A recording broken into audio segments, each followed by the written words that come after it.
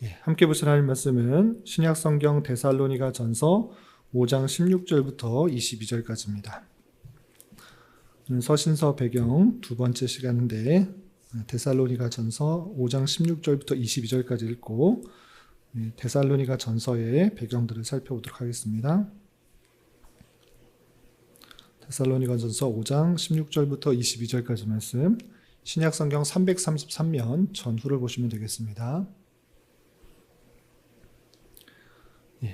16절부터 함께 봉독합니다. 항상 기뻐하라, 쉬지 말고 기도하라, 범사에 감사하라. 이것이 그리스도 예수 안에서 너희를 향하신 하나님의 뜻이니라. 성령을 소멸하지 말며 예언을 멸시하지 말고 범사에 헤아려 좋은 것을 취하고 악은 어떤 모양이라도 버리라. 아멘. 잘 오셨습니다. 우리는 계속해서 성경의 배경들을 공부하고 있습니다. 창세기부터 시작해서 서신서까지 온 것입니다.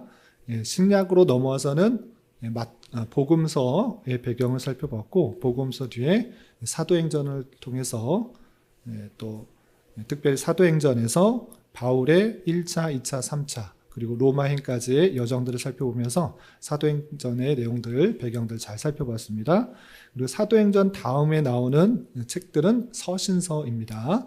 서신서가 많이 나오는데 그 서신서들에 대해서 좀 더 잘 배경을 살펴보도록 하겠습니다.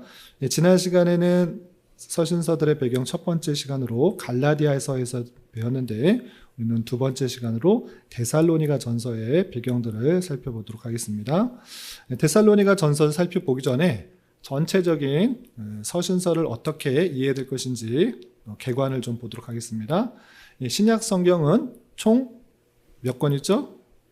27권 있습니다. 복음서 4권, 역사서 1권, 서신서 21권, 그리고 예언서 또는 묵시록 1권, 이렇게 총 27권이 되어 있습니다.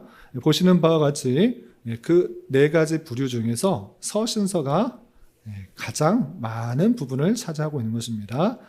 서신서가 총 21권인데 바울 서신은 몇 권? 14권, 공동서신, 바울이 쓰지 않은 다른 사람들이 돌아가면서 읽을 수 있도록 했던 서신들이 7권에서 총 21권이 있는 것입니다. 그래서 신약성경에는 바울 서신 먼저 나오고 다음에 공동서신이 나오는 순서로 이렇게 되어 있습니다. 바울 서신은 또 어떻게 분류할 수 있는가라고 할 때 다양하게 분류를 할 수 있는데, 여행서신, 그러니까 1차, 2차, 3차 그리고 3차 전도 여행을 다녔을 때 쓴 글을 여행서신이라고 분류하기도 하고, 또 4차 로마에 갇혔을 때 4차 여행 또는 로마 여행에 갔을 때 쓴 서신도 있는 것입니다. 에베소서, 빌립보서, 골로새서, 빌레몬서, 이것을 옥중서신이라고 분류합니다. 그리고 목회자에게 쓴 그런 서신이 있어서 목회서신이라고도 분류합니다. 또 히브리서는 좀 요거에는 좀 다르게 되어 있는 기타로 분류할 수 있는 서신입니다. 그리고 바울 서신은 시대 순서대로 먼저 쓴 것이 앞에, 그리고 맨 나중에 쓴 것이 뒤에, 이렇게 쓴 것이 아니라 성경 기록의 분량순이다라고 이해하시면 되겠습니다. 가장 크게는 교회에 보냈느냐 개인에게 보냈느냐로, 교회에 보낸 것은 앞에, 그리고 개인에게 보낸 것은 뒤에 분류해 놓고, 그리고 교회에 보낸 것도 로마서부터 시작해서 가장 분량이 많은 순서대로 배열되어 있다, 이렇게 생각하시면 되겠습니다. 그럼 기록된 순서는 어떻게 되느냐라고 할 때 1차 선교 여행, 1차 전도 여행 때 안디옥에서 갈라디아서를 썼지 않았을까, 이렇게 추측하거나, 아니면 2차 전도여행 때 갈라디아서를 먼저 썼지 않았을까, 이렇게 두 가지로 생각합니다. 그리고 2차 전도여행 때 쓴 것 중에서는 데살로니가 전서, 데살로니가 후서, 오늘 배우게 될 데살로니가 전후서가 2차 전도여행 때 쓴 것입니다.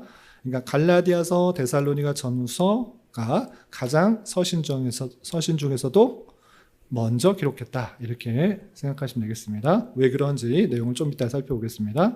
3차 전도여행 때는 고린도 전후서, 로마서를 기록했고요. 로마에 구금되었을 때 아까 말씀드렸던 옥중서신이 기록되어 있고, 또 감옥에서 다시 풀려났을 때 디모데전서, 디도서, 그리고 유언과 같은 글을 남긴 것이 디모데후서, 가장 마지막 서신이 디모데후서다, 이렇게 생각하시면 되겠습니다.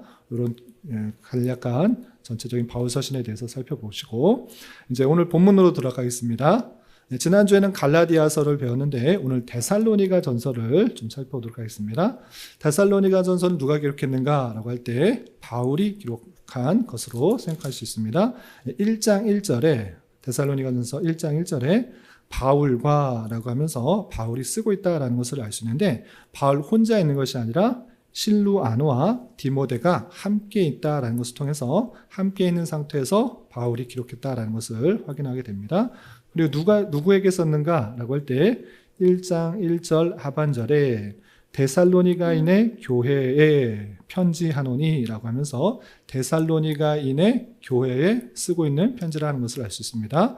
그래서 데살로니가 서로 하지 않고 전서, 또 다음 주에 배우게 될 후서, 이렇게 나눈 것은 첫 번째 편지이기 때문에 전, 그리고 두 번째 편지는 후, 이렇게 전서, 후서 나누는 것입니다. 그래서 데살로니가 교회에 보내는 첫 번째 편지다, 이렇게 이해하시면 되겠는데, 데살로니가 교회가 어디 있는가라고 할 때 지금 보시면 그리스 반도 중부 정도 보면 데살로니가라는 그런 도시가 있습니다.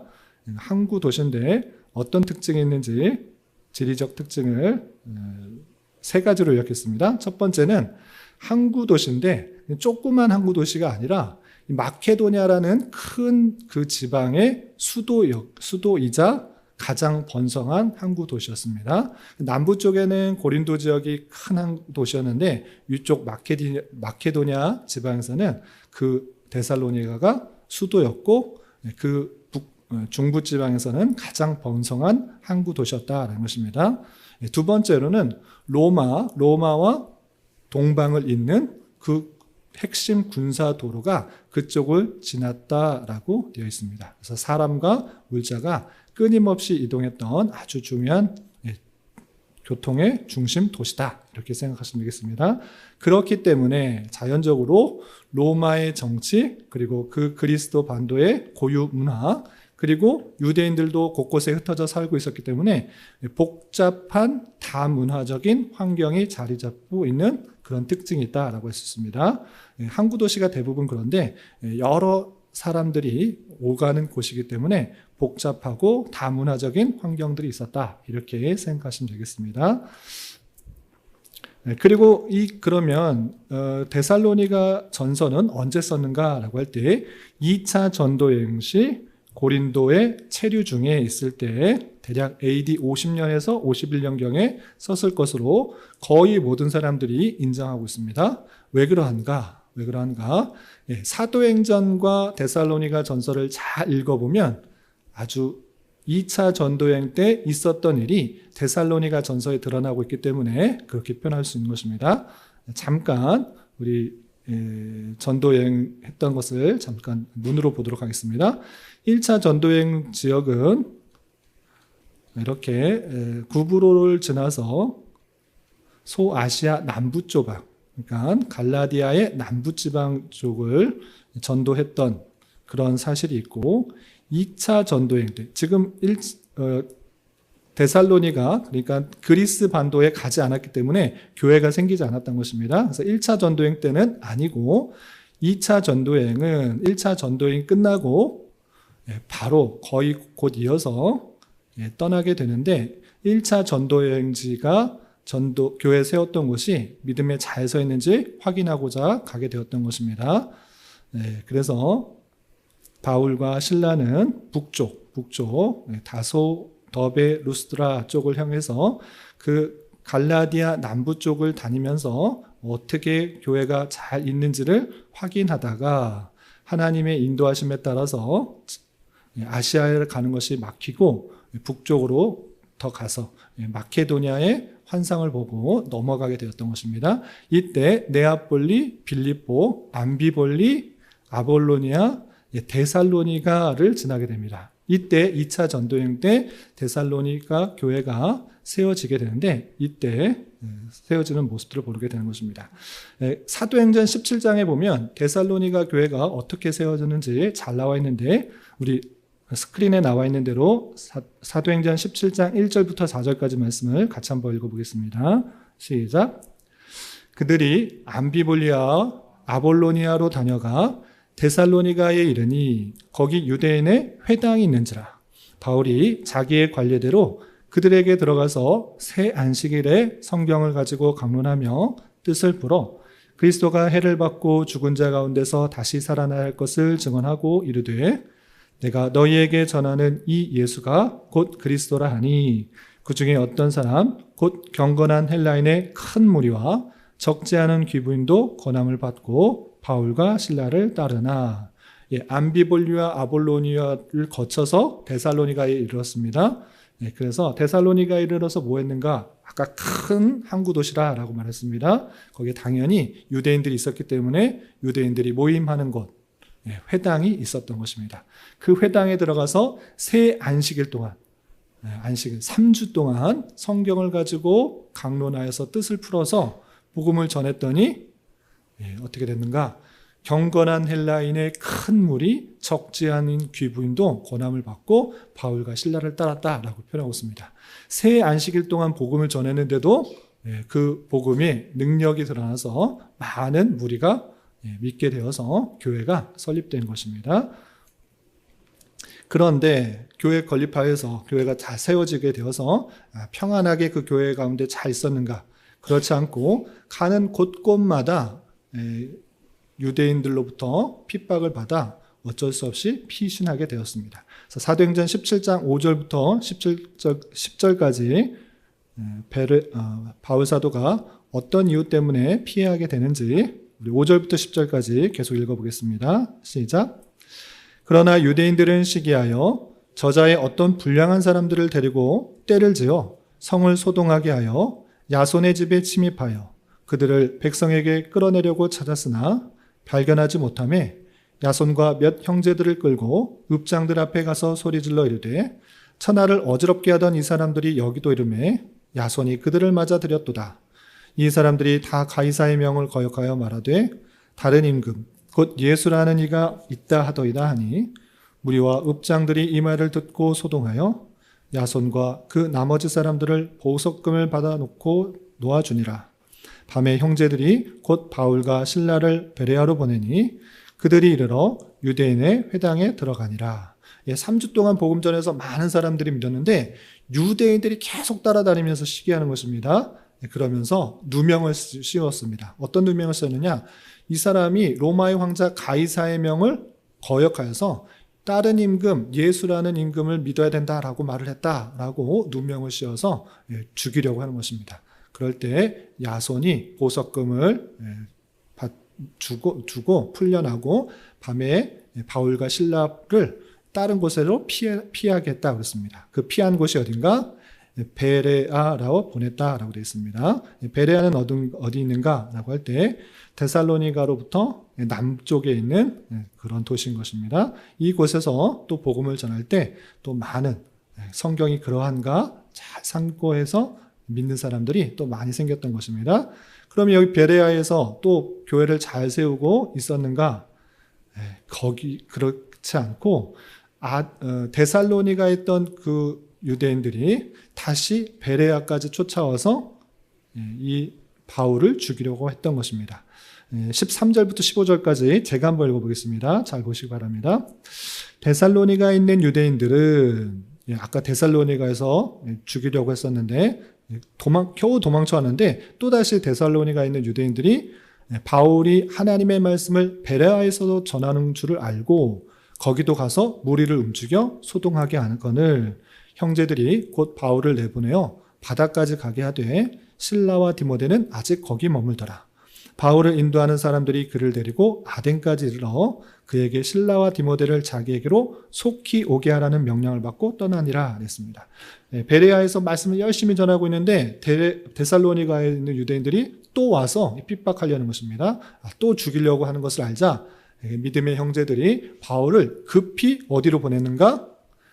아덴에 보낸 것입니다. 실라와 디모데는 데리고 가지 못하고 바울만 급히 데리고 아테네까지 보낸 것입니다. 그러면 바울만 혼자 살았으니까 나는 혼자 잘 살았으니까 됐다. 나는 이제 만족한다. 이렇게 하는 것이 아니라 함께 동역했던 실라와 디모데가 아직 못했으니 실라와 디모데 빨리 자기에게로 오게 해달라라고 그 사람들에게 부탁, 명령을 하고 자기는 아덴에 있고 그 사람들은 다시 돌아갔던 것입니다. 그래서 아덴에서 기다리면서 이 디모데와 실라가 빨리 그 핍박 속에서 벗어나서 나에게 오기를 기다리면서 아덴에 있었지만 돌아오지 못했던 것입니다. 그래서 베레아에서 아테네, 그러니까 그리스 반도의 남부 쪽에 있는 그 아테네에 있다가 또 복음을 전하는데 복음에 대해서 큰 성과는 가지지 못하고 기다리던 바울과 실라와 디모데는 오지 못하고 다른 지역으로 옮기게 되었습니다. 그곳이 어딘가 남부에서 큰 항구 도시인 고린도에 이동하게 되었을 때 그때 비로소 디모데가 실라가 그 마게도니아 지역, 그 데살로니가 지역에 있다가 다시 돌아오게 돼서 만나게 되었습니다. 근데 만나는 장면 18장 1절부터 5절까지 되어 있는데 기니까 1절과 5절 말씀 같이 한번 읽어보겠습니다. 먼저 1절 같이 읽겠습니다. 시작. 그 후에 바울이 아덴을 떠나 고린도에 이르러 5절 실라와 디모데가 마게도냐로부터 내려오매 바울이 하나님의 말씀에 붙잡혀 유대인들에게는 예수는 그리스도라 밝히 증언하니 아덴에 있을 때 만났으면 좋겠는데 그때 못 만났습니다. 고린도에 갔을 때 비로소 누굴 만나는가? 헤어졌던 실라와 디모데가 마케도냐, 그러니까 데살로니가와 베레아 그 전체 지역이 마케도냐인데 거기로부터 내려와서 만나게 되었다라는 것입니다. 그 만나게 되어서 그 데살로니가와 또 그 지역 일대에 있는 사람들의 지금 형편을 다 듣게 된 것입니다. 그래서 그 형편을 듣고 기록한 편지가 데살로니가 전서인 것입니다. 그래서 데살로니가 전서를 살펴보면 디모데로부터 어떤 소식을 들었는지 이렇게 표현되고 있습니다. 이제 다시 데살로니가로 돌아와서 어떤 소식을 들었는지 데살로니가전서 3장 6절부터 7절까지 말씀을 같이 한번 읽어보겠습니다. 시작. 지금은 디모데가 너희에게로부터 와서 너희 믿음과 사랑의 기쁜 소식을 우리에게 전하고 또 너희가 항상 우리를 잘 생각하여 우리가 너희를 간절히 보고자 함과 같이 너희도 우리를 간절히 보고자 한다 하니 이러므로 형제들아 우리가 모든 궁핍과 환난 가운데서 너희 믿음으로 말미암아 너희에게 위로를 받았노라. 6절에서 아주 좋은 힌트가 나왔습니다. 어떤 힌트가 있습니까? 지금 디모데가 너희에게로부터 와서 너희 믿음과 사랑의 기쁜 소식을 우리에게 전했다. 이렇게 표현하고 있습니다. 이 데살로니가 전서는 아까 분명히 1절에 데살로니가에 있는 교회로에게 쓴 것이라고 했습니다. 그러니까 디모데가 너희에게로부터라고 했을 때 이 너희는 당연히 데살로니가의 성도들인 것입니다. 그래서 항상 디모데가 같이 바울과 전도여행을 다녔으나 떨어졌다가 다시 온 데살로니가로부터 온 그때가 언젠가라고 할 때 사도행전과 데살로니가 전서를 살펴보니까 2차 전도행 때 바울 사도가 고린도에 있을 때 디모데가 뒤늦게 고린도로 와서 만나게 되었는데 그때 데살로니가의 소식들을 다 전해 듣게 되었구나를 알 수 있는 것입니다. 특별히 바울 사도는 3주밖에 못 가르치고 떠날 수밖에 없었던 그 마음이 대단히 안타까웠는데 간절히 보고 싶었는데 너희들도 우리를 보고자 한다니까 참으로 위로를 받았다 이렇게 표현하고 있는 것을 보게 됩니다. 그런 가운데 디모데로부터 전해받은 데살로니가의 교회의 상은 어떠한가? 그것을 세 가지로 요약을 하겠습니다. 첫 번째, 환난과 핍박 가운데 그 교회가 있다라는 것을 우리는 데살로니가 전서를 통해서 알 수 있습니다. 어떤 표현 때문에 그런가? 제가 읽어보겠습니다. 데살로니가 전서 1장 5절부터 7절 제가 읽겠습니다. 이는 우리의 복음이 너희에게 말로만 이른 것이 아니라 또한 능력과 성령과 큰 확신으로 된 것임이라. 우리가 너희 가운데서 너희를 위하여 어떤 사람이 된 것은 너희가 아는 바와 같으니라. 또 너희는 많은 환난 가운데서 성령의 기쁨으로 말씀을 받아 우리와 주를 본받은 자가 되었으니 라고 하면서 많은 환난 가운데서 성령의 기쁨으로 말씀을 받았다라고 하면서 많은 환난 가운데 있다는 것을 확인하게 됩니다. 여기만 그렇게 표현되는 것이 아니라 좀 건너뛰어서 2장 14절만 보겠습니다. 2장 14절 보시면 이렇게 되어 있습니다. 형제들아 너희가 그리스도 예수 안에서 유대에 있는 하나님의 교회들을 본받은 자가 되었으니 그들이 유대인들에게 고난을 받음과 같이 너희도 너희 동족에게서 동일한 고난을 받았느니라 라고 표현하고 있습니다. 하나님의 교회가 유대인들을 계속해서 고난받고 있는데 들어보니까 너희도 너희 동족에게 동일한 고난을 받고 있구나를 보이는 것입니다. 예수님을 믿는다는 그 자체로 같은 동족에게서도 동일한 고난을 받고 있는 데살로니가 교회의 성도들을 보게 되는 것입니다. 그리고 또 하나 데살로니가 전서 그리고 다음에 배울 데살로니가 후서에도 마찬가지지만 가장 핵심, 가장 중점적으로 다루는 것이 무엇이냐? 주님의 재림. 그것이 어떤 것인지에 대해서 잘 이해하지 못하는 그런 사람도 있었던 것입니다. 그런 사람이 죽으면 어떻게 되는 것이고 또 주님께서 다시 오시면 그 죽었던 사람들은 어떻게 되는가, 이것에 대해서 미처 3주 동안이었기 때문에 그렇는지 다 이해하지 못했던 것입니다. 그래서 죽음과 재림에 대해서 대단히 잘 이해하지 못하고 있어서 이 첫 번째 편지를 통해서 알려주고 또 두 번째 편지를 통해서 더 구체적으로 설명하고 있는 것입니다. 먼저 데살로니가전서 4장 13절 14절 보면 이런 표현이 있습니다. 제가 읽어보겠습니다. 형제들아 자는 자들에 관하여는 너희가 알지 못함을 우리가 원하지 아니하노니 이는 소망 없는 다른 이와 같이 슬퍼하지 않게 하려 함이라. 우리가 예수께서 죽으셨다가 다시 살아나심을 믿을진대 이와 같이 예수 안에서 자는 자들도 하나님이 그와 함께 데리고 오시리라. 여기서 자는 자들에서 말하고 있는데 실제로 졸려서 자는 자들에 대해서 말하는 것이 아니라 죽은 사람을 다르게 표현하고 있는 것입니다. 그냥 그 사람들은 이제 죽었기 때문에 없어진 것이 아니라 자고 있는 사람들처럼 언젠가 다시 깨서 똑같은 그런 활동을 하게 될 것을 말하고 있는 것입니다. 그래서 형제들아 자는 자들 죽은 자들에 관하여 너희가 알지 못함을 우리가 원하지 아니하노라. 이중 부정은 강한 긍정입니다. 너희가 꼭 알았으면 좋겠다. 왜? 다른 사람은 소망이 없기 때문에 죽은 사람의 부활을 믿지 않기 때문에 슬퍼할 수 있지만 우리는 그 죽은 사람이 끝이 아니라는 것을 알기 때문에 슬퍼하지 말아라 라고 표현하고 있습니다.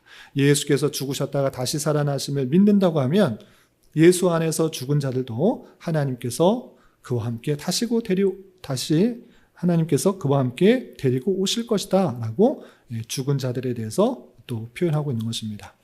또한 데살로니가 4장 3 또 하나의 상황은 무엇이냐라고 할 때 아까 항구 도시라고 했는데 모든 항구 도시가 그렇지는 않겠지만 대부분의 항구 도시에는 항구의 독특한 특성 때문에 성적 문란함들이 있었던 것입니다. 에베소서도 마찬가지고 또 고린도 교회도 마찬가지고 또 데살로니가 교회도 마찬가지인데 내용을 읽어보면 성적 문란함이 있다라는 것을 추측해 볼 수 있습니다. 어떤 내용들이 있었는가? 데살로니가전서 4장 3절부터 5절까지 보면 이런 표현이 있습니다. 제가 읽어보겠습니다.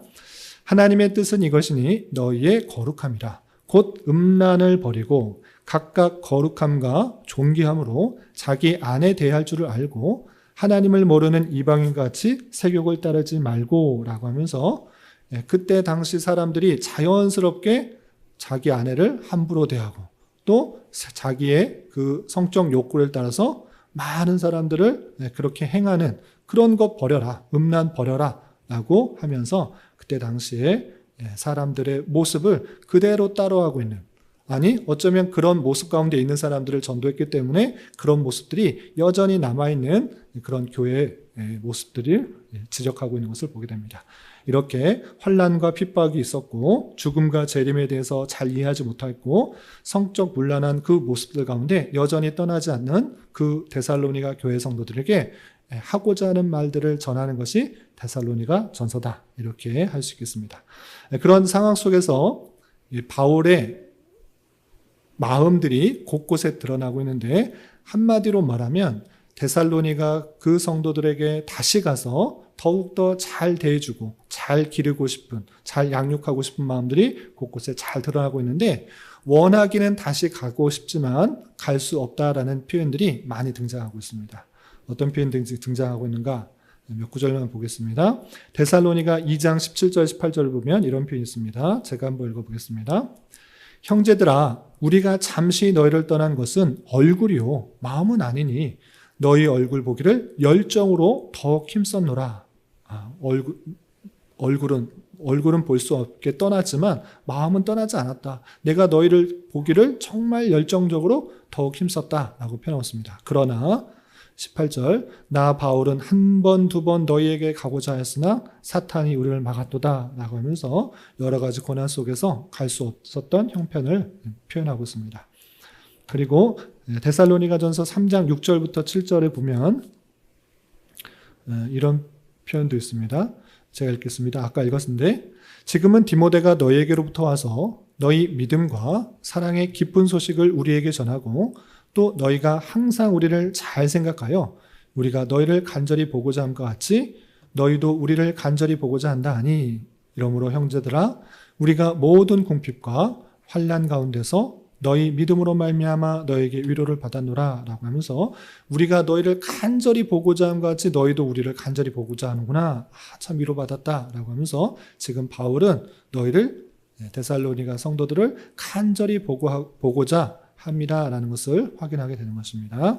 그런데 아까도 말씀드린 것처럼 그렇지 못하여서 안타까운 마음들이 많이 있고, 그럼에도 불구하고 들리는 소식이 서로를 보고자 하는 마음을 받아서 위로를 받았다라고 표현하고 있습니다.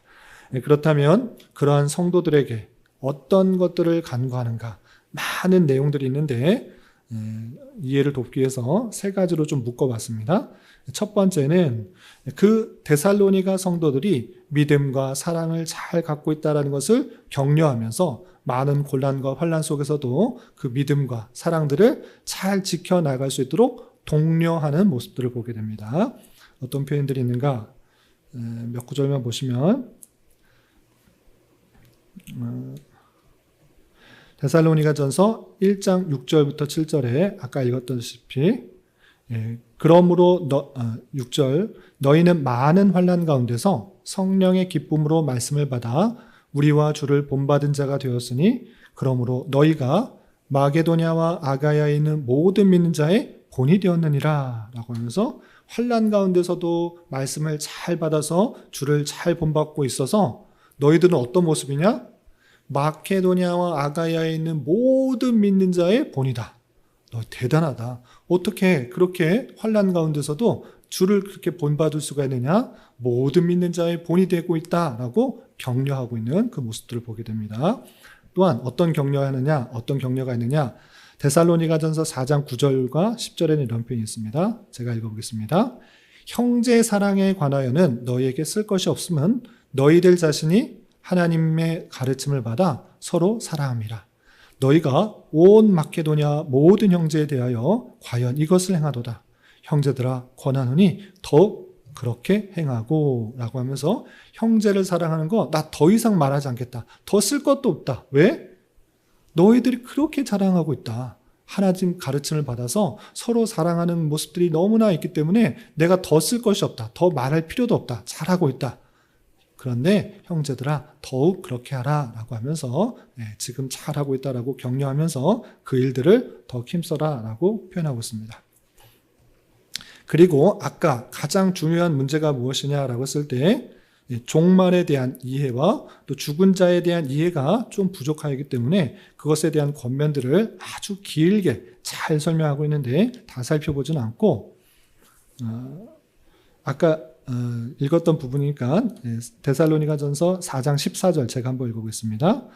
우리가 예수께서 죽으셨다가 다시 살아나심을 믿을진대 이와 같이 예수 안에서 자는 자들도 하나님이 그와 함께 데리고 오시리라 라고 하면서 예수님께서 부활하셨다 하면 똑같이 지금 믿음 안에서 자고 있는 자들도 다시 하나님께서 예수께서 재림하실 때 그때 다시 함께 데리고 올 것이다 라고 그렇게 그 죽은 자들에 대해서 설명을 해주고 있습니다. 그리고 그러면 주님께서는 도대체 언제 오시는 것입니까? 1년 뒤에 오시는 겁니까? 2년 뒤에 오시는 것입니까? 10년 뒤에 오시는 것입니까? 언제 도대체 주님께서 다시 오시는 것입니까? 라고 할 때 자세하게 설명하고 있지만 핵심적으로 1절, 2절 데살로니가전서 5장 1절, 2절 제가 읽어보겠습니다.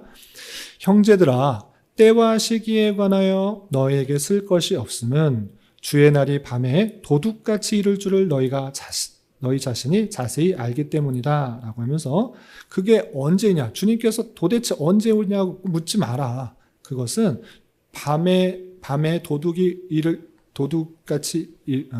오는 것 같이 아무 때도 누구도 알지 못한다 이렇게 말하면서 그 시기가 언제인지 정확하게는 알 수 없으나 그때가 반드시 있다라는 것을 아는 자로서 삶을 살아가야 된다라고 표현하고 있습니다. 그래서 항상 주님께서 다시 오실 날을 기다리는 자로서 이러한 삶을 살아야 된다고 여러 가지 것들을 말하는데 두 가지만 말하고 끝내겠습니다. 첫 번째 데살로니가전서 4장 3절부터 5절 하나님의 뜻은 이것이다 라고 말하고 있는 것이 있는데 이렇게 되어 있습니다. 우리 같이 한번 읽어보겠습니다. 데살로니가전서 4장 3절부터 5절까지 함께 봉독합니다. 시작. 하나님의 뜻은 이것이니 너의 거룩함이라. 곧 음란을 버리고 각각 거룩함과 존귀함으로 자기의 아내 대할 줄을 알고 하나님을 모르는 이방인과 같이 세욕을 따르지 말고 하나님께서 우리에게 원하시는 뜻, 밝히신 뜻과 가리우시는 뜻이 있습니다. 가리우신 뜻은 하나님께서 우리가 알 필요가 없기 때문에 가리우신 것입니다. 아까도 주님께서 도대체 언제 오시냐, 그때와 시기가 언제이냐 궁금하죠. 5년 뒤인지 10년 뒤인지 그것이 정확하게 나와 있다고 하면 우리가 대비하면서 그때를 준비하며 살면 좋을 것 같은데 그것을 아는 것이 오히려 좋지 않으므로 그때는 가리워진 뜻인 것입니다. 그러나 분명하게 드러난 하나님의 뜻이 있는 것입니다. 그 뜻은 우리가 반드시 알아야 되기 때문에 그 밝혀진 그 뜻을 우리가 지키기 힘써야 되는데 바울 사도가 데살로니가 성도들에게 빨리 그 뜻을 알려주고자 이렇게 말했던 것입니다. 그래서 데살로니가 4장 3절에 하나님의 뜻은 이것이니 너의 거룩함이라. 곧 음란을 버리고 자기 아내를 존귀함으로 대하고 이방인같이 세욕을 따르지 마라. 구별된 삶을 살아라. 이 세상 사람들이 그렇게 자기의 욕구대로 살아가는 그 모습들 그런 거 따르지 말고 구별된 삶을 살아야 된다라고 표현하고 있는 것입니다. 여기만 이렇게 표현된 것이 아니라 데살로니가 3장 13절에서도 이렇게 표현되는데 제가 읽어보겠습니다. 너희 마음을 굳건하게 하시고 우리 주 예수께서 그의 모든 성도와 함께 강림하실 때에 주님께서 강림하실 때에 어떻게 하느냐 하나님 우리 아버지 앞에서 거룩함에 흠이 없게 하시기를 원하노라. 강림하실 때 너가 똑같이 세상 사람들과 똑같은 모습 가운데 살았구나 이렇게 아니라 하나님 앞에서 거룩함 구별된 모습으로 살았구나 그렇게 하시기를 원하노라 라고 표현하고 있는 것입니다. 또한 데살로니가서 5장 23절에 또 이런 표현이 있습니다. 제가 읽어보겠습니다. 평강의 하나님이 친히 너희를 온전히 거룩하게 하시고 또 너희의 온 영과 혼과 몸이 우리 주 예수 그리스도께서 강림하실 때 흠없게 보존되기를 원하노라 라고 하면서 계속 강조하고 있는 것이 무엇입니까? 거룩함. 이 세상 사람과 똑같은 생각과 판단으로 그렇게 살아가지 말고 구별된 모습으로서 그 거룩함을 온전히 지켜야 된다라고 표현하고 있는 것입니다. 이것이 하나님의 뜻이라고 표현하고 있는 것입니다. 또 두 번째는 무엇이냐? 우리가 시작할 때 읽었던 것처럼 또 올해 우리 교회 표이기도 한데 항상 기뻐하라, 쉬지 말고 기도하라, 범사에 감사하라. 이것이 그리스도 예수 안에서 너희를 향하신 하나님의 뜻이니라 라고 표현하고 있는 것입니다. 하나님의 뜻이 무엇이냐고 찾고 찾지 말고 분명하게 알려주신 그 뜻을 우리는 분명히 깨닫고 그대로 행하기에 힘써야 될 것입니다. 하나님께서 우리를 택하여 주시고 구원에 이르기까지 항상 함께하여 주심으로 말미암아 또 우리의 힘과 능력으로가 아니라 하나님의 주권 가운데 우리를 택하여 주시고 믿음을 선물로 주신 것에 인하여 항상 기뻐하고 또 우리의 연약함과 부족함을 깨달아 쉬지 말고 기도하며 하나님을 의지하는 자가 되어야 될 것이고 그리고 하나님의 주권 가운데 우리 이 세상 모든 만물들이 주장되어지고 또 심지어 악한 것도 하나님의 쓰임에 따라서 합력하여 선을 이룰 줄 알고 모든 일에 감사하는 것, 그것이 이 땅에서의 성도가 마땅히 해야 될 뜻이다라는 것을 알며 그 삶을 살아야 될 것을 표현하고 있는 것입니다. 그리고 추가적으로 성령을 소멸하지 말며 예언을 멸시하지 말며 범사에 하려 좋은 것을 취하고 악은 어떤 모양이라도 버려야 되는 것이 또 마땅한 그것에 따른 성도의 삶이다라는 것들을 기억하며 살아야 될 것입니다. 이렇게 데살로니가 전서에서는 3주 새 안식일 동안의 복음을 전하였지만 그 믿음이 굳건하여서 마케도니아와 아가야의 좋은 믿음의 본보기가 된 그 성도들에게 더욱더 굳건한 성도로서의 삶을 살아가기 위해서 다양한 권면들을 두고 있다는 것을 확인하게 됩니다. 이런 말씀의 교훈에 따라 우리 또한 하나님의 뜻을 잘 깨달아 여러 가지 환난과 역경 속에서도 주님 다시 오실 날을 기대하며 또 거룩함으로 순결함으로 하나님의 뜻을 잘 행할 수 있는 우리가 되어야 될 것입니다. 이런 저와 여러분 되시기를 주님의 이름으로 부탁을 드립니다. 기도하겠습니다. 하나님 아버지 감사합니다. 오늘 데살로니가 전서의 말씀을 통하여서 또 바울 사도가 2차 전도행 때 세운 교회가 여러 가지 환난과 또 문화적 죄악과 또 종말과 죽은 자에 대한 바른 이해가 없을 때 바울 사도가 데살로니가 전서를 통하여서 교훈하였던 그 말씀들을 또 그때 당시의 말씀으로만이 아니라 오늘날 우리에게 하는 말씀으로 바로 새겨 들으며 하나님께서 원하시는 삶을 살아갈 수 있도록 인도하여 주시옵소서. 주님께서 우리 교회를 이곳에 세우시고 또 지금까지 인도하셨사오니 감사드리오며 이곳에서 진리의 말씀이 온전히 선포되게 하시고 그 말씀으로 또 힘을 얻고 위로를 얻고 능력을 얻어 우리에게 주어진 삶을 또 하나님의 뜻대로 온전히 살아갈 수 있는 그런 교회가 될 수 있도록 주님 인도하여 주시옵소서.